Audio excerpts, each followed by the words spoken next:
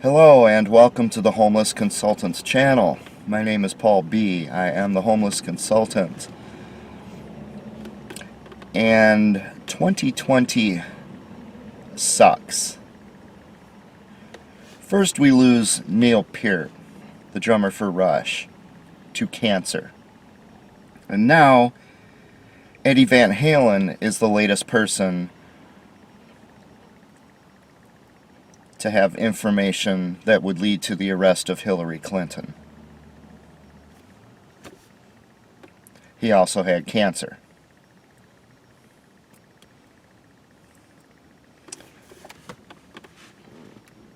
Before I talk about Eddie Van Halen and what he meant in my life, I want to reiterate what I said in my tribute to Neil Peart. You know, I have a whole series of videos on junk science on this channel. And those are informed videos. They aren't just me spewing out opinions and my thoughts on things. This is someone who went to college and graduate school studying science 30 and more years ago. And I was disgusted by what I saw in college, and especially in graduate school, with the corruption of science. And where the modern corruption originated more than anything else, it happened in other places. It happened in astrophysics. It happened all over the place, even archaeology, geology. But nowhere did junk science take over our culture and become a way of just stealing from great numbers of people and politicizing science. Nowhere did that happen more than with the anti-smoking industry, which became the most profitable industry on the face of the earth, without doing any work or anything productive at all. The only thing they do is whine and moan about people smoking and try to use propaganda and rhetoric and manipulation to get people to stop smoking because they personally hate it. That's all. But while they're doing absolutely nothing, they have compelled government to go out there and raise tobacco taxes from, what should be about $2 a pack up to $10 a pack, $16 a pack. And all those taxes, or not all of them, but a lot of those taxes go back to those same anti-smoking hate groups, who then take some of the money that they get and they use it to pay off the legislators who passed those tobacco taxes in the first place, in the form of campaign contributions. It's just corruption to the core. And I've been warning about this since 1988, as far as the corruption of junk science and the politicization of the anti-smoking in particular. And I warned that if you don't stop these people in their tracks, it was the first time in American history that a hate group had taken that kind of political power. Whether they tried to justify it based on, quote, science or not, doesn't matter. This hate group had taken over, and for the first time in American history, the government was telling individual American citizens how they must behave. The government, in other words, a bunch of random people, was making these random decisions for how other people, the choices that they're going to make, although they're not choices if the government tells you what to do. And I warned about it back then. And we're reaping the rewards of it here in 2020. Everything from this coronavirus response is straight out of the anti-smoking playbook. Climate change, that whole fraud, straight out of the anti-smoking playbook. Why am I telling you this in a video about Eddie Van Halen? Because since this entire so-called science-based anti-smoking stole all of this money and took all the political power, for the last 50, 60 years, anti-smoking has made sure of one thing in particular, that we do not have a cure for cancer. Because the only thing they care about is torturing, destroying, exterminating smokers. That's their obsession. They don't care about cancer. They don't care about a small child who has cancer. They don't care about a 100-year-old person who has cancer. And they don't care about Neil Peart having cancer, and they don't care about Eddie Van Halen having cancer, and they don't care about you having cancer. And if people don't start losing their osteo-phobia, and when a homeless person who's qualified to speak on this makes a bunch of videos telling you about junk science, so that you'll understand what's going on, why someone like Eddie Van Halen had to die at age 65, and Neil Peart at age 67. Why did that happen? Why was there no effective treatment and or cure for these cancers? Because anti-smoking made sure all of our national resources went to something other than treating and curing cancer effectively. It's a money-making bonanza. And it's just to their personal benefit that they get paid all that money, the most profitable industry on the face of the earth, to go around engaging in hatred. These are sick psychopaths. Climate change followed their playbook. This coronavirus response follows their playbook. The New Green Deal, all of this stuff. AOC, Nancy Pelosi, all of these people who are out there yapping and yammering about this idiotic stuff. We got someone running for Congress in Minnesota right now, and one of her ads I keep getting stuck seeing on YouTube keeps saying, what is it, Lindsay so-and-so believes in science. Believes in science like it's a religion? This isn't science, this is junk science. And ultimately, it is because of this junk science that Eddie Van Halen just died. And I wanted to make that point perfectly clear before I start talking about this man. Because if you weren't aware of it, it's something you need to know. And if you loved Eddie, and if you appreciated what he did, you need to know why he just died. It ain't because he was smoking cigarettes, folks. Cancer happens. And our monstrous healthcare, this fake healthcare system we have, has done nothing to stop cancer. Only things to stop human behavior. So that one person can look at a fellow equal human being and say, I'm not going to allow you to do what you want to do with your own life. Because I don't like it. And I've got the money, and I've got the power. That's not the way the United States of America is supposed to work.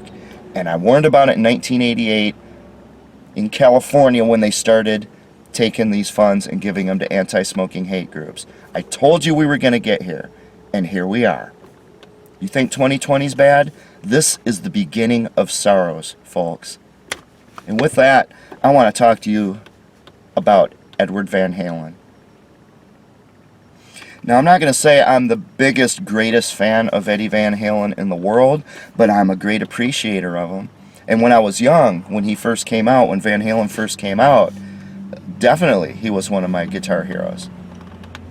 And he should have been. So Eddie Van Halen, and I'm doing a lot of this by memory. Like I said, I don't know a whole lot about him, but I thought I'd share my thoughts and my experiences, because the one thing I do have is I was blessed and privileged to have grown up in a period before these lunatics went insane and took over our country. Back then, life was just fun. You had an occasional jerk over here, over there, yeah. You had corruption in government, yeah. But life itself generally was fun. And it's people like Eddie Van Halen who made it so much fun when I was growing up. Bless his heart. And these kids today will never know what it's like to grow up without all this nonsense, and instead with stuff like Van Halen. So let me tell you what my thoughts are on Van Halen. He came from a musical family. So they encouraged his, learning the arts like that. I believe him and his brother Alex learned to play piano when they were young, if I remember. Now, if I remember right, when they were young, Eddie started playing drums, and his brother Alex started playing guitar. And I don't know what happened to switch them, but eventually they switched, obviously, right? In the band Van Halen, Alex was the drummer, Eddie was clearly the guitarist. So at some point they switched around. And I remember in interviews with Eddie, he would say that he would lock himself in his bedroom, like for the weekend. Everyone else would go out partying and to meet girls and stuff, and he would sit in his bedroom and just play guitar, just hour after hour after hour after hour. The definition of hard work. And that's inspiring right there, folks. About the time that he came out, I was starting my work career at age 11 when I went out and got a job at a farm. And then I told my parents about it after the fact and said, oh, by the way, I'm going to need a ride to work from now on. They were like, what? Yeah, the homeless guy has a work ethic. You might want to watch my other videos if you want to know more about that. Eddie had the same thing, though. He worked hard at what he loved, and that's one of the reasons he got as good as he did. Personally, I think he just had innate talent as well. That debate goes on and on with musicians and guitar players in particular. Eddie had something that others just don't have. Because believe me, friends, I tried to emulate him for many years, and I didn't get anywhere near what he could do.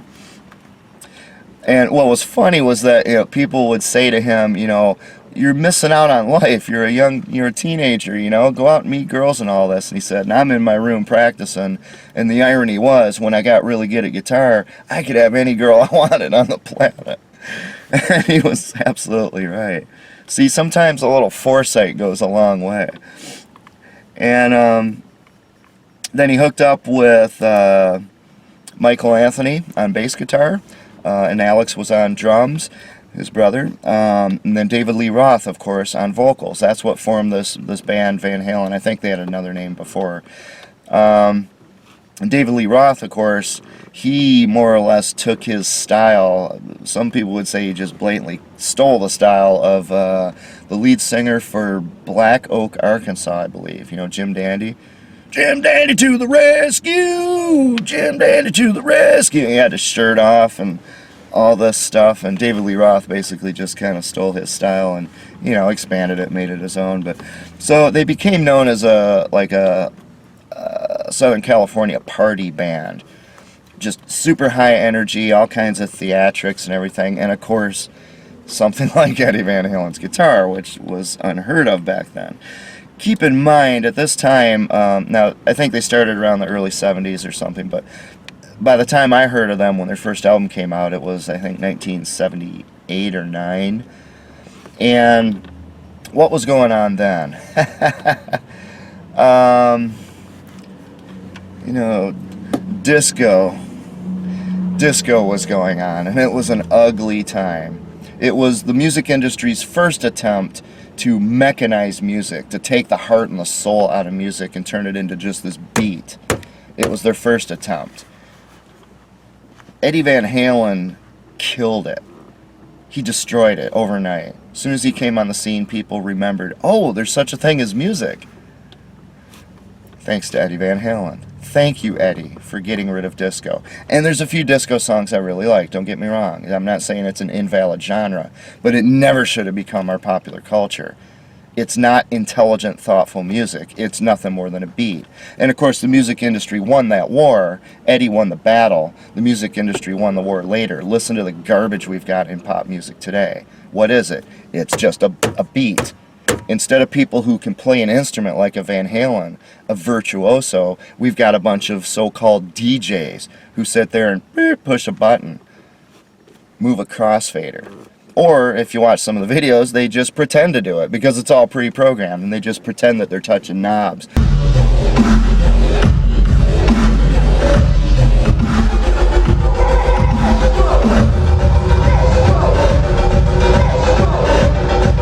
And they pump their fist in the air and everyone dances to this beat. Boom, boom, boom, boom. It ain't music, folks. It ain't music.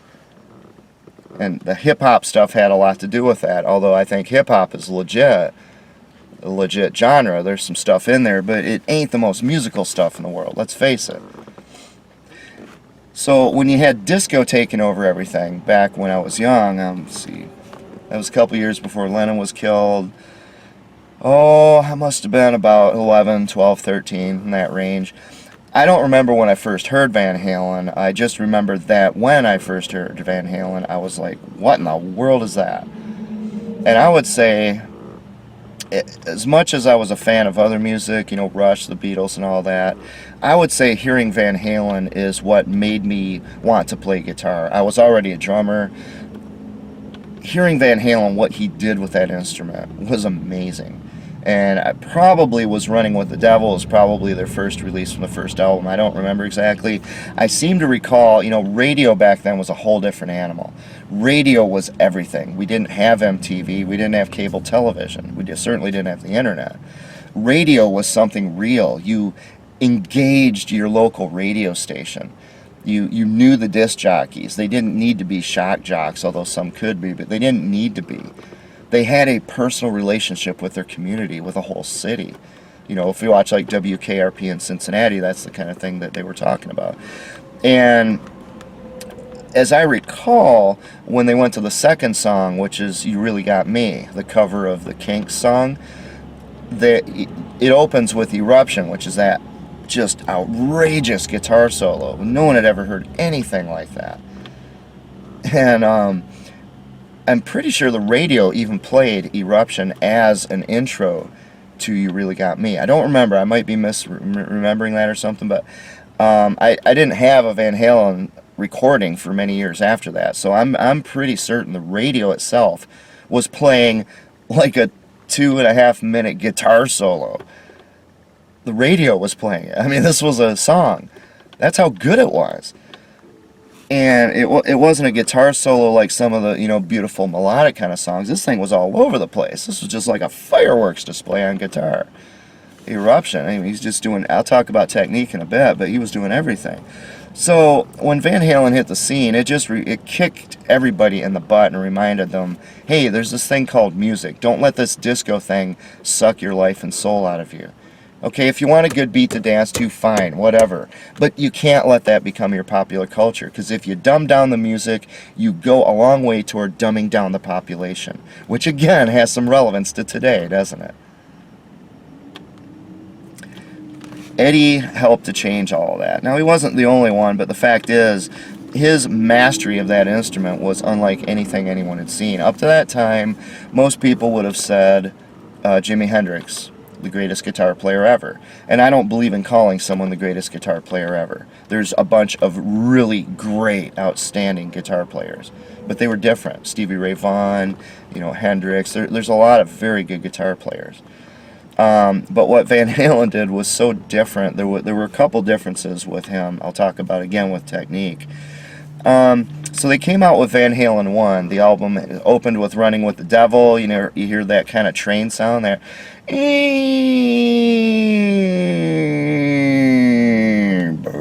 boop, boop, boop, boop, boop. In that opening thing, what he's doing, he's running his pick over the string tree up above the nut on the guitar. Just stuff like that. No guitarist was playing with stuff like that. I mean, just an amazing thing. And then, You Really Got Me. And Van Halen took some heat for doing so many covers, but like they said, these are songs we grew up with. We love these songs. This is our homage to them. And I do the same thing. The bands I have been in have done the same thing. We take songs that we love from the bands that inspired us, and we try to do them our way and make them our own, make them better. It's a homage to those who inspired us. And so I don't have any problem at all. And believe me, I would much rather hear the Van Halen version of You Really Got Me, because the Kinks version is boring. I'm sorry, folks. The Kinks never impressed me at all. What Van Halen did with it impresses me.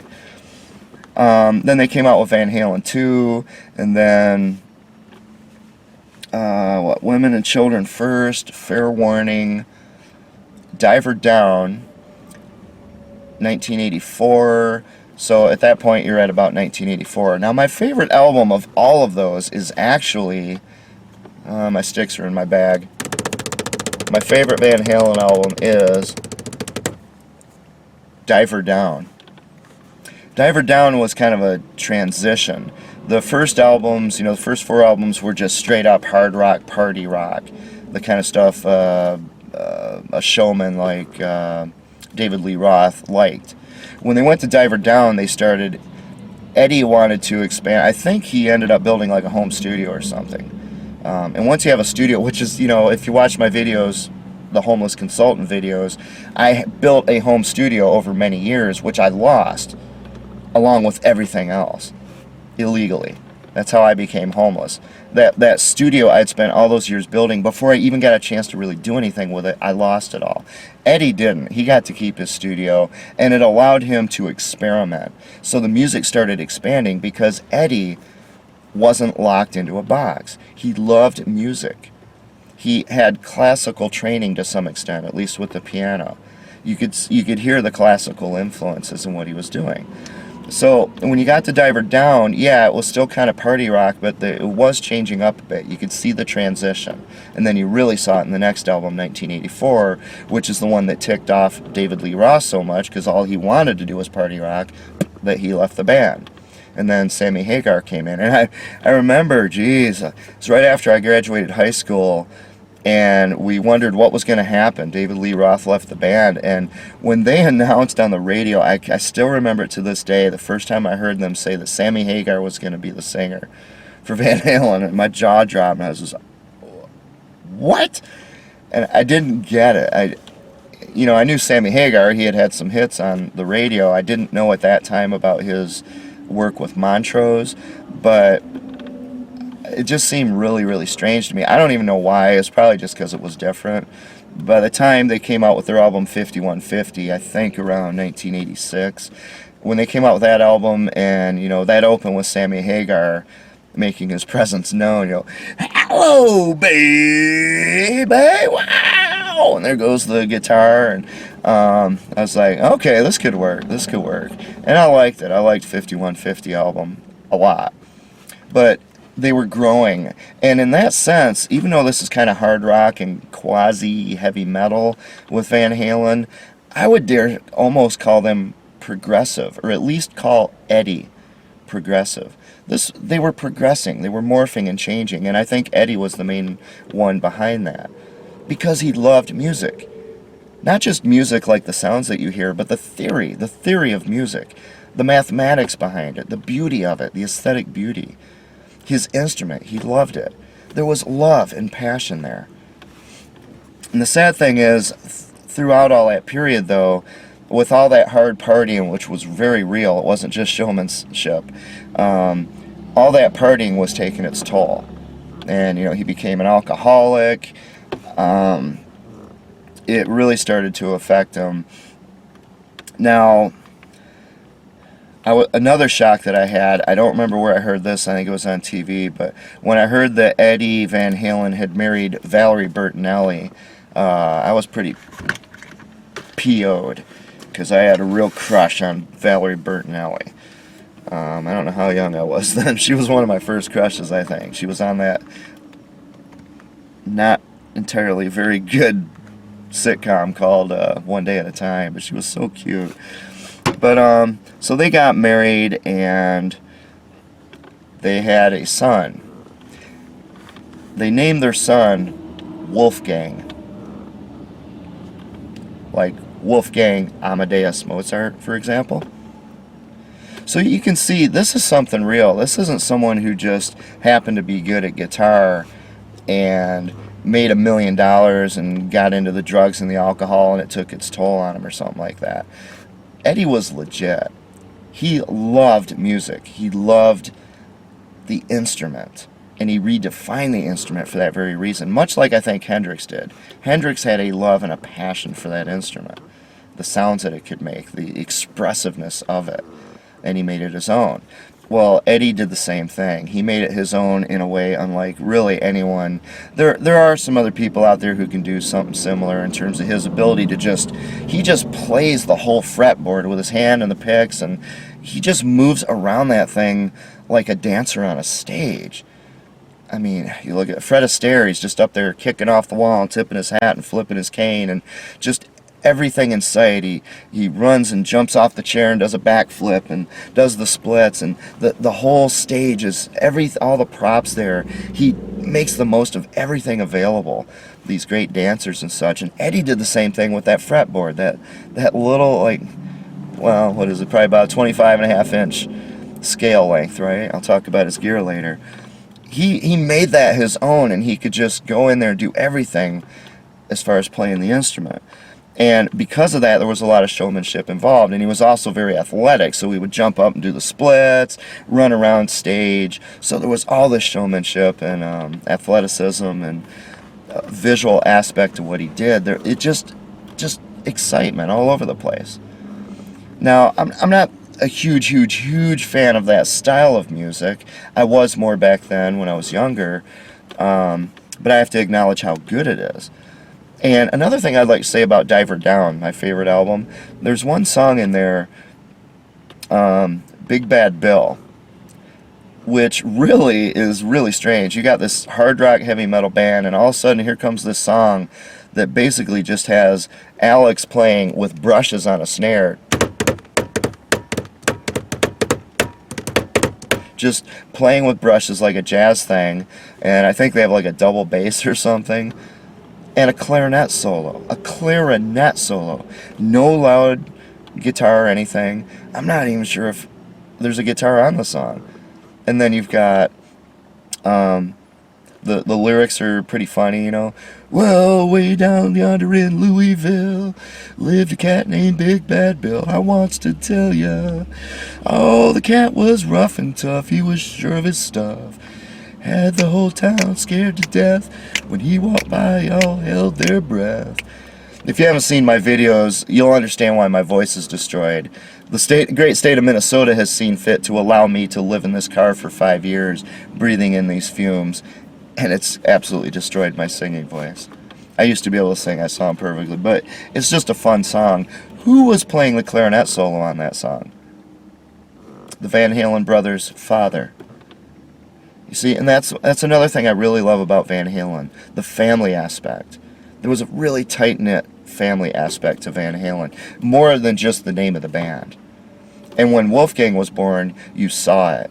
If there was ever a father who took so much pride in his son, it was Eddie. Eddie was so proud of being a father. The man made it perfectly clear, my son means everything to me.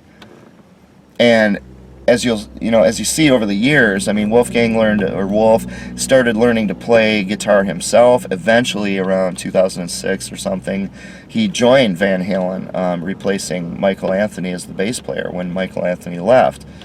And the guitars that Eddie marketed were called Wolfgang, as the model of the guitar. And from what I can tell, Wolf feels the same about his father. He was heartbroken when Eddie died. And that's just a beautiful thing. That's a beautiful thing. So many people become rich and famous when they had humble beginnings, and they just lose sight of everything that's important in life. And, for all the partying and everything that Eddie did and the abuse his body took as a result of that, this was one thing that really held him together, was his love of family. Having his father play on the album, being in this band with his brother, raising his son and loving his son so much, and eventually bringing his son into the band. I love that stuff. I'm sorry, maybe I'm sentimental, but I just absolutely love it. Now, however, like I said, this wasn't really my style of music to begin with. I mean, there's some great songs that I really like, no doubt.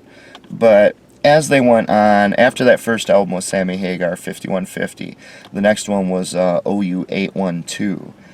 And I just couldn't find any songs on there that I liked. And, I said the same thing about Rush, when every song on every Rush album was a masterpiece.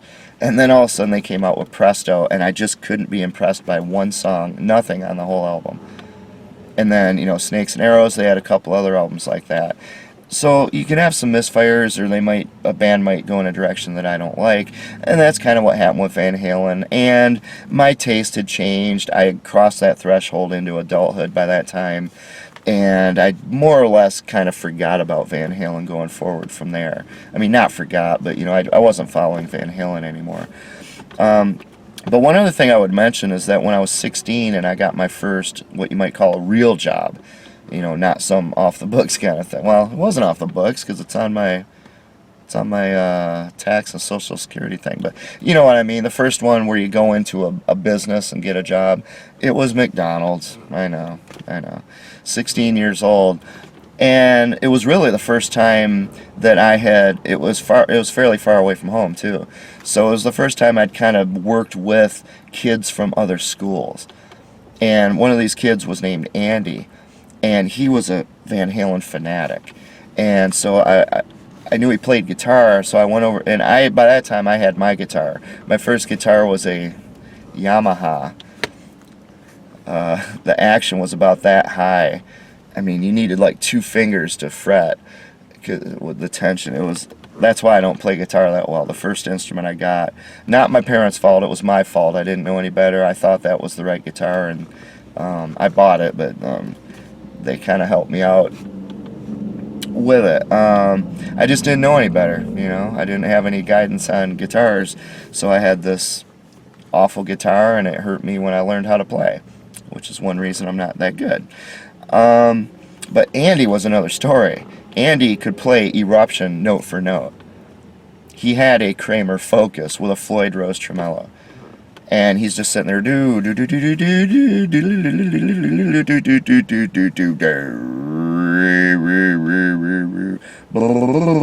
You know, I'm just looking at Andy, and I'm just, how can you do that?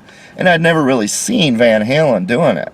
You know, but again, back then you couldn't look up videos on the internet or something. So I'd seen him a few times on TV and such, but for the most part, my relationship with Van Halen was through albums, just hearing him. And to see someone play that, I was just like, is that the same instrument that I have at home? And I more or less gave up at that point on trying to ever play like Van Halen. When I saw what Andy was doing, and I realized that's what Van Halen's been doing all this time, I was like, that's impossible. You can't move your hands that fast. And so anyway, it was just really interesting. You know, bless Andy. He was inspiring to me as well, because he showed me that Joe Average could in fact learn to do that stuff. But with the guitar I had, it wasn't gonna happen, and I didn't know that till it was too late.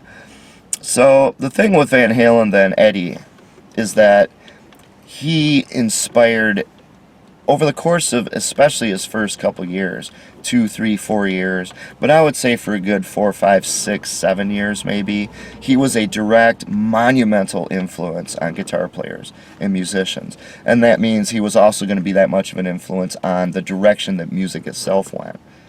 And there were other really good high-speed guitarists who were coming out at the same time. Randy Rhoads, for example, who, you know, passed away so abruptly in the plane crash, which was just a terrible shame. And then Yngwie Malmsteen came out, you know, from Sweden. I think he's from Sweden, and he had all these classical influences in the extreme. You know, Van Halen he had the classical influences, and it mattered to him, but he really didn't know the music theory. He just learned how to play through sheer brute force. He might have known his fretboard and all that, but he didn't know all about as far as I know, he didn't know about the scales and the modes, and how much he knew about, you know, augmented, suspended, you know, chords and things. I don't know. He just knew what sounded right, and he had played the thing so much that if you wanted him to play this, he would just say, okay, and he could just do it. But then he had someone like Malmsteen came out. Malmsteen was classically trained, and he was trying to be the Bach, the Johann Sebastian Bach of guitar. And he's sitting there just so high speed, it's ridiculous. But at the same time, Malmsteen had crossed this border into making the music really boring, because you can only listen to someone shred for so long before you're just like, oh, that was fun, you know. Van Halen didn't do that. He took all of his skills and he made it so musical and so melodic. And the band too, to have a heavy band like that, so aggressively heavy, but with all those vocal harmonies in there, very unusual. Very unusual to have that kind of vocal harmony. Because even when I would listen to the albums or the CDs, by the time CDs came out, you got the sense that the entire band was participating in this. You know, which is something I really love about bands. That's why I usually love 3 pieces like Rush. With Rush, you know all the people are participating heavily, doing multiple things. Well, with Van Halen, just hearing those guys harmonize, it wasn't just a bass player in this room and a drummer in the drum room and the guitarist is over here, and they record it and some sound engineer mixes it together and they put it on the radio.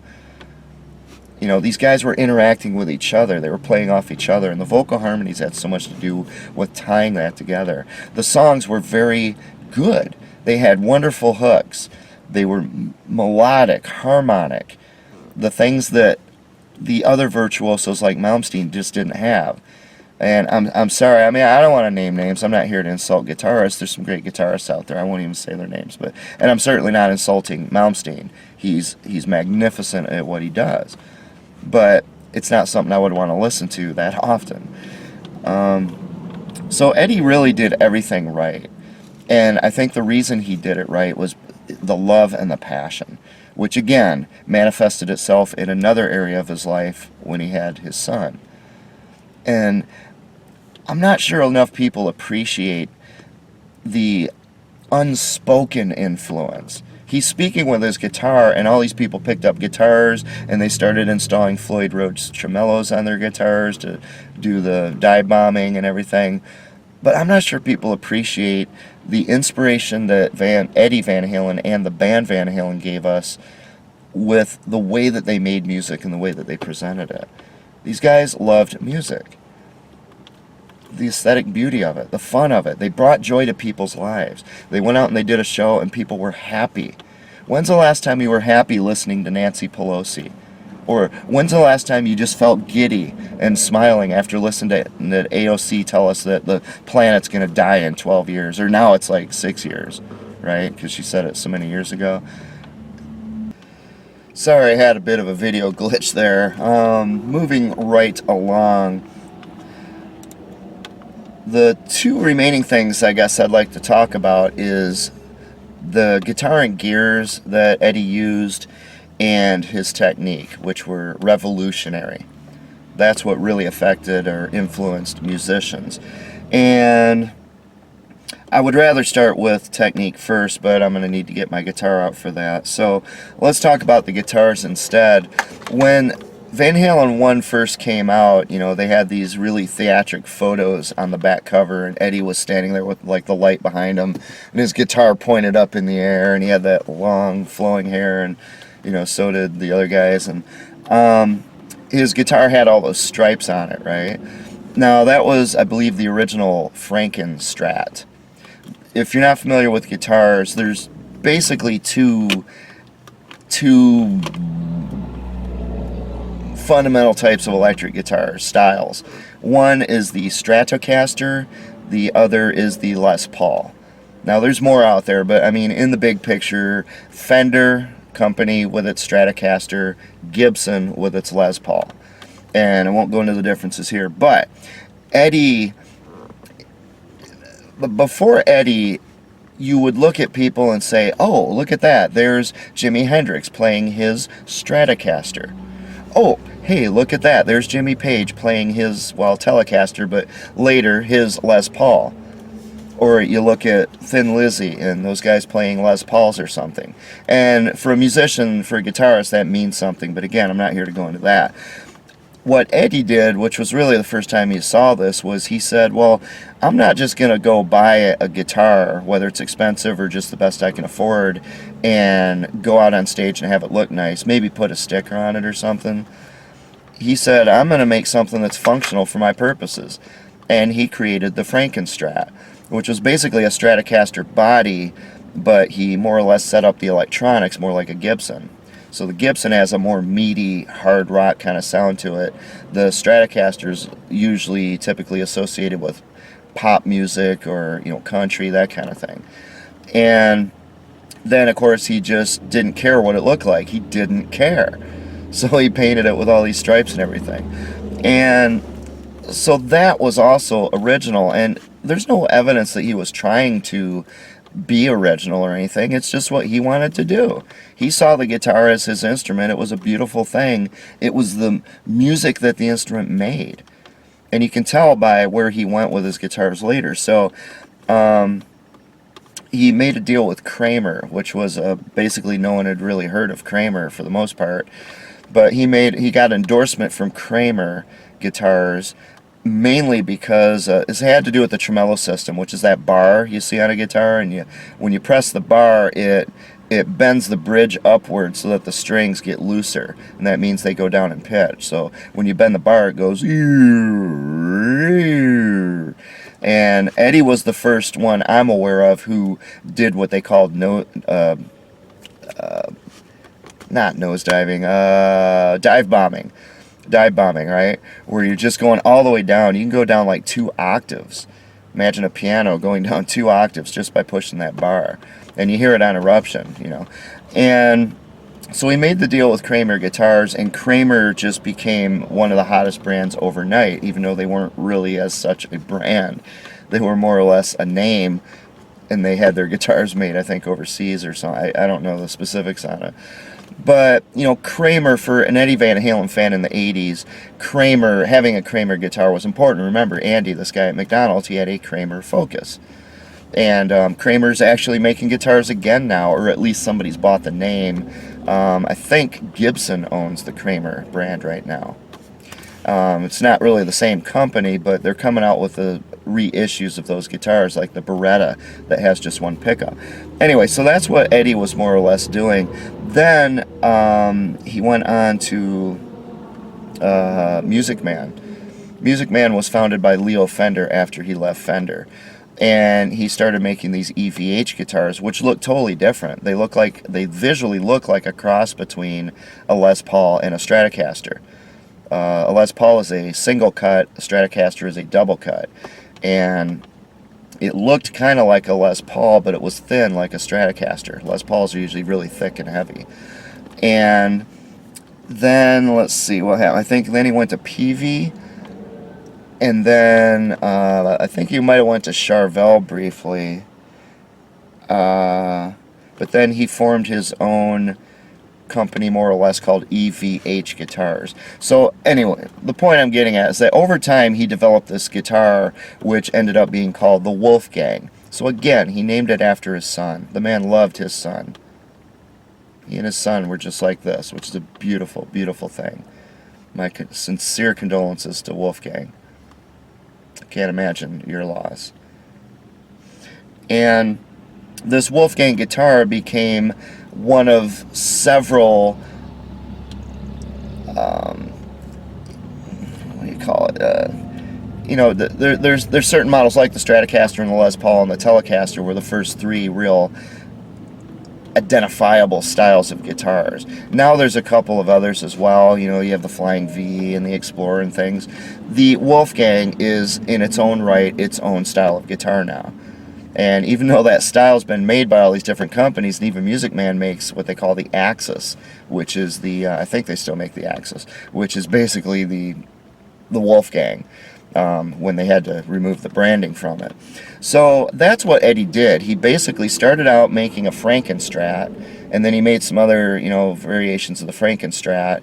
He went to Kramer, and mainly for the tremolo, and he started using these more streamlined guitars, and then he went and he designed his own thing, more or less, the Wolfgang style, which he carried forward. From what I can tell, that's pretty much what he ended up with altogether. Now, he still kept the Frankenstrat for show, you know, to bring it out on stage. Everyone has to see the exciting striped guitar from Eddie Van Halen. But also with the EVH gear, he created a line of amplifiers. Now, obviously, he wasn't an engineer. I'm sure he didn't design the amp, but the 5150 amps, you know, 5150 is their, what is it, the police code for criminally insane, I think. They're, you know, 5150 goes back with Van Halen.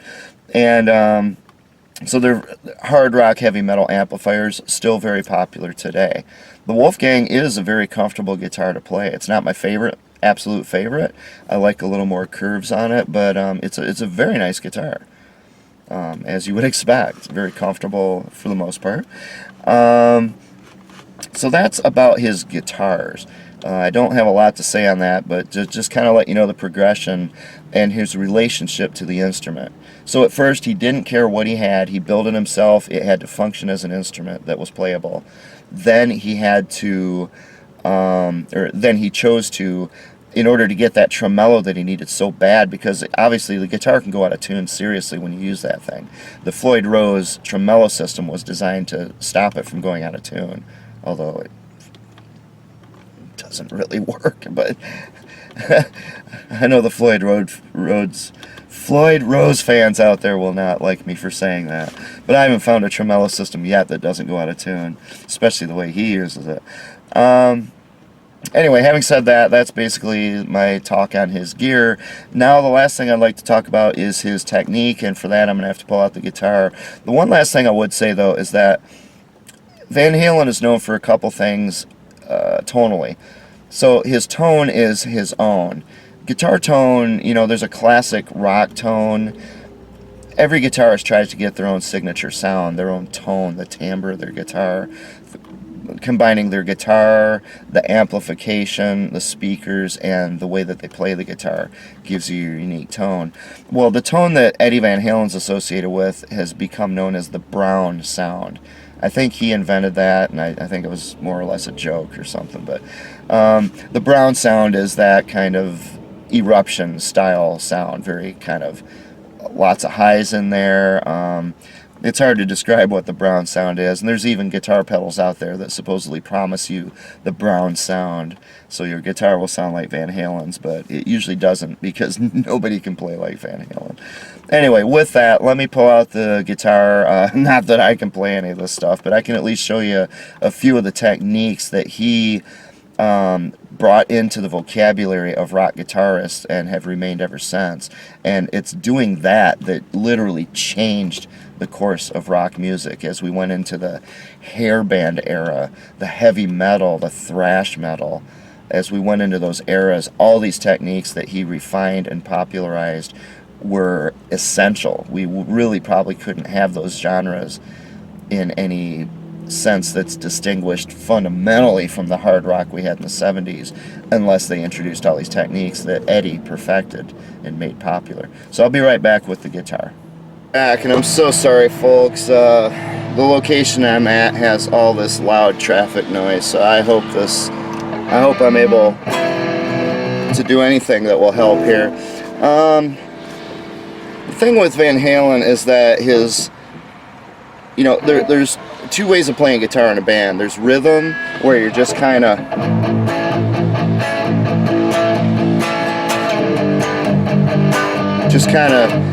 just laying down some kind of a backing thing, and then there's the lead where you're out there,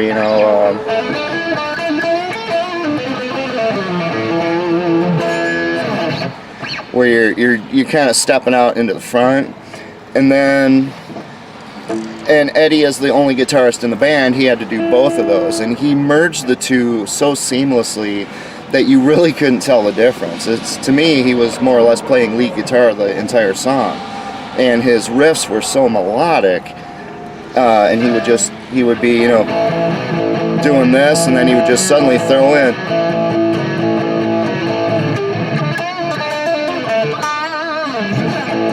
and you just throw those things in. Like I said, I can't play this, but so it's very musical. He was very smooth and confident. I mean, he looked so at home on that guitar. If you imagine, any virtuoso on anything at all, a computer gamer even. I mean, just that confidence. It's like, I know what I'm doing. This is my realm. I own this. All right, and that's how Eddie was. I told you. I'm sorry. I wish I could make this louder. Anyway, here are the basic techniques that he popularized. Natural harmonics, which had been heard before. A natural harmonic, that's a natural harmonic. If you listen to my recent videos on the sounds of homelessness, on the one where I did the explanation of what I was talking about, I mentioned how a sound has a fundamental and then it has harmonics. That's what creates the unique timbre. That's why a guitar sounds like a guitar and a trombone sounds like a trombone. Well, you see, when you have the strings like this, if you hit a note, you get the fundamental and all the harmonics, and that's what gives it that sound. But if you lightly touch the string at a certain point on the string, it kills the fundamental. So all you get is the high part. For the most part, you get the harmonics above. So instead of the string, you see, that's called a natural harmonic. So you can So when you hear those kinds of things, those are natural harmonics. Now those have been done before. You'd hear them occasionally in other songs from other guitarists. What Eddie really popularized is what's called an artificial harmonic. Now an artificial harmonic sounds like this. If I can get my pick and do it.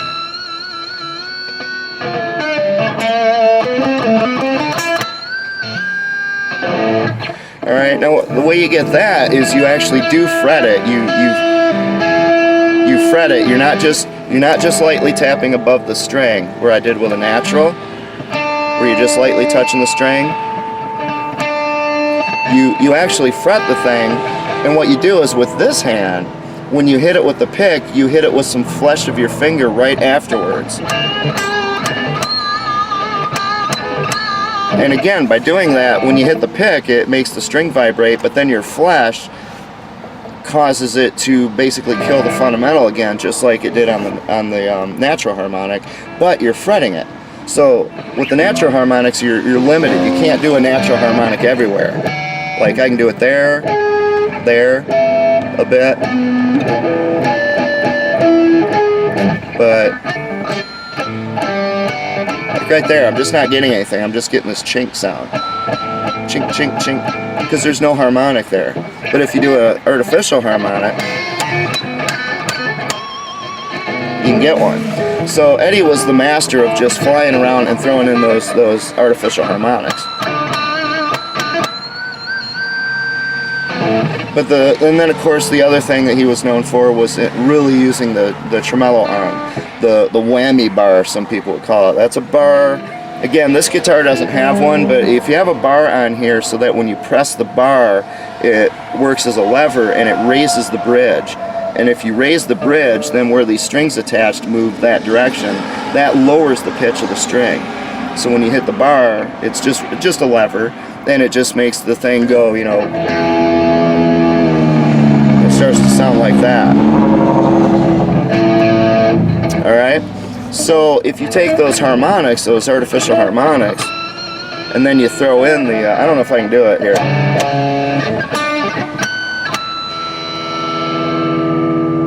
I think I just screwed up my tuning. Yeah. Anyway, you can see what I mean, and you've heard it on his songs, right? That's what he's doing. You listen to the solo to Beat It, or just any of his songs. He's flying around throwing in these techniques one after another. Now, the one that he's most known for is what's called tapping. And that's where you're instead of playing the strings here with a pick and just, you know, instead of doing that, you're hitting it with your fingers.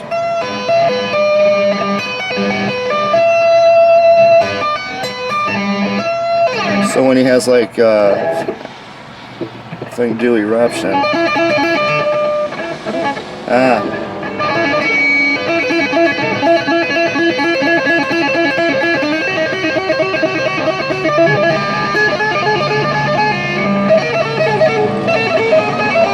Can't remember how to play it.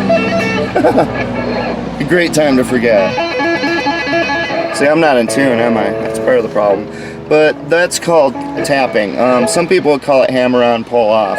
Basically, you hammer on, instead of hitting can you see that? Instead of hitting this to create a fulcrum so that now the string is from here to here. So if you play the string, it's higher pitched. If you move your finger here, now the string is from here to here, it's even higher pitch. Instead of doing that, what you do is you just hit the string and it presses against it and it causes the string to be from here to here, but instead of picking it with that attack, the attack comes from this.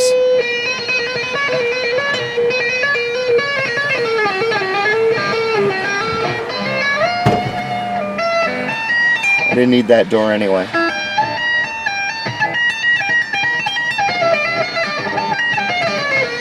And then Eddie was so good he could just use multiple fingers. Which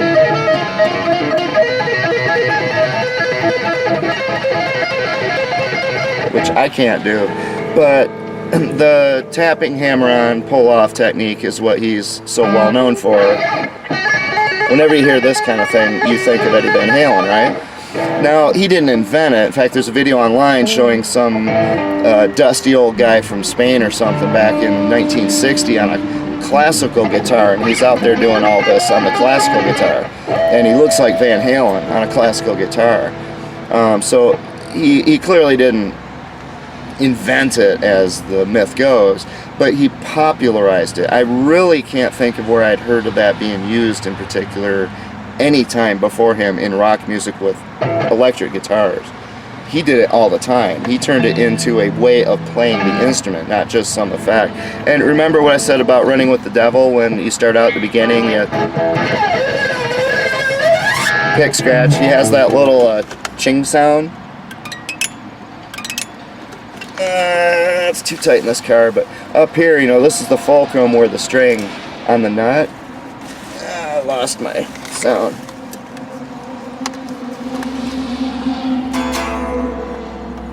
Where'd my sound go?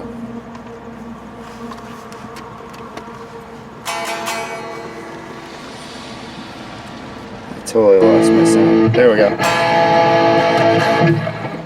Anyway, I can't really show you, but you know, things like if you play right next to the bridge, you get a totally different sound than you do if you play in the middle. And then if you play up here,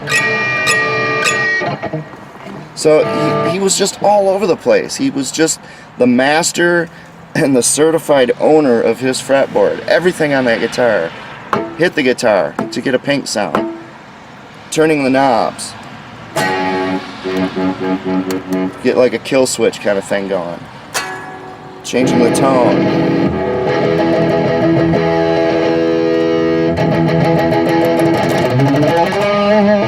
So, the last thing I'd point out is arpeggios. An arpeggio is basically, if you have a chord, which is just nothing more than a bunch of notes together that sound right together within a certain scale. So if you have like a bar chord, most people would play that. You know, but what you can do is play each note individually.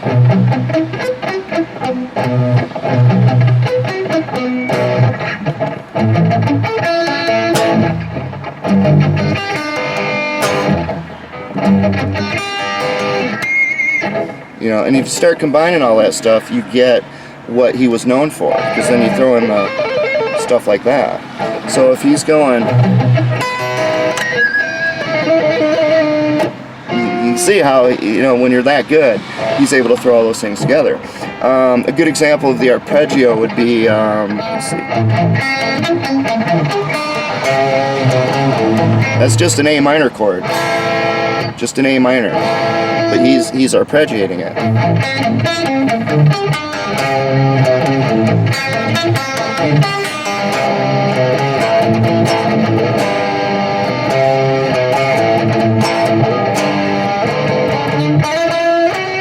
I forgot how to play it.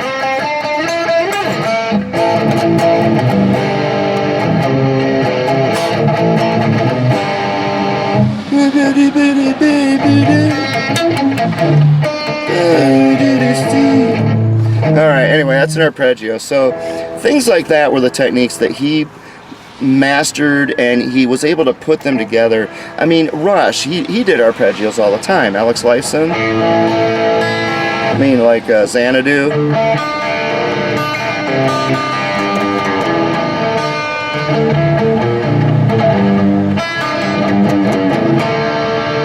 You know, that's arpeggiating, even like Limelight.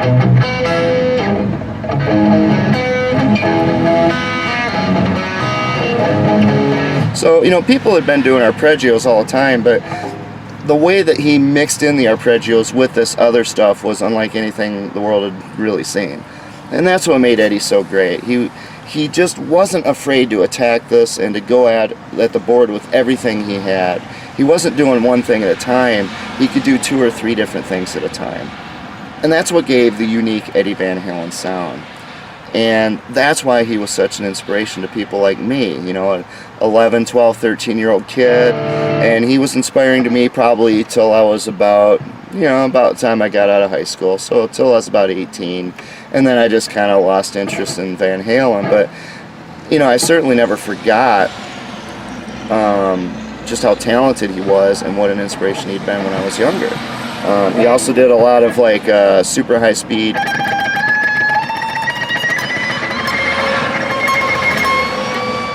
you know, just that's just a matter of high speed picking. And in fact, on Diver Down, he has that song, what is it?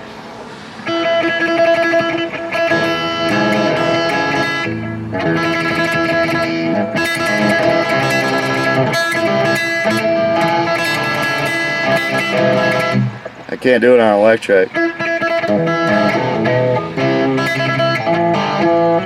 I can't remember how he did it, but he's basically doing a flamenco thing. So he has the he's doing like a high speed picking up here, and then he's using this hand to hammer on and pull off.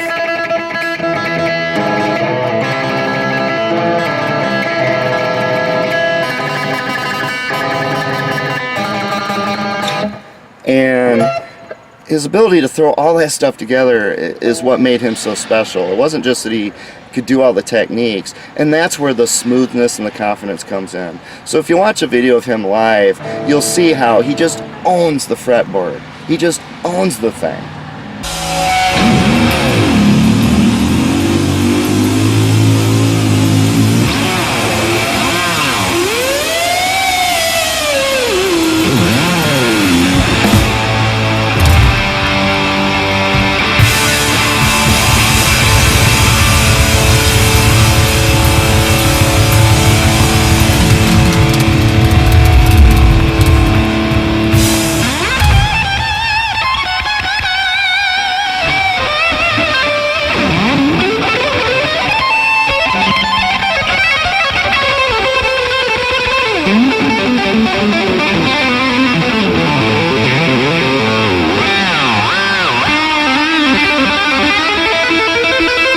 This thing in his hands, he can do anything his mind can conceive of with this board effortlessly.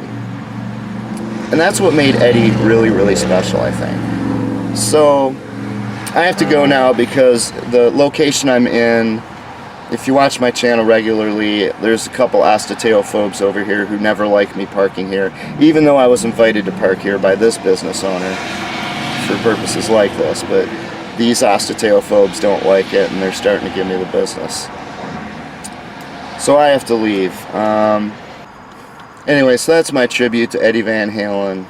Thank you so much for everything you gave us, Eddie. You were a great inspiration. You were just fun. You brought fun and joy into our lives through your great musicmanship and the inspiration of how much you loved and had a passion for music. And frankly, for me, the way that you had so much love for your son as well. Just inspiring all the way around. I'm sorry, man. I spent 30 years fighting these anti-smokers, trying to get us to have a real program to actually care about curing cancer. And I ended up living in a car for my trouble. I'm sorry, man. I feel like I let you down. Rest in peace, Eddie.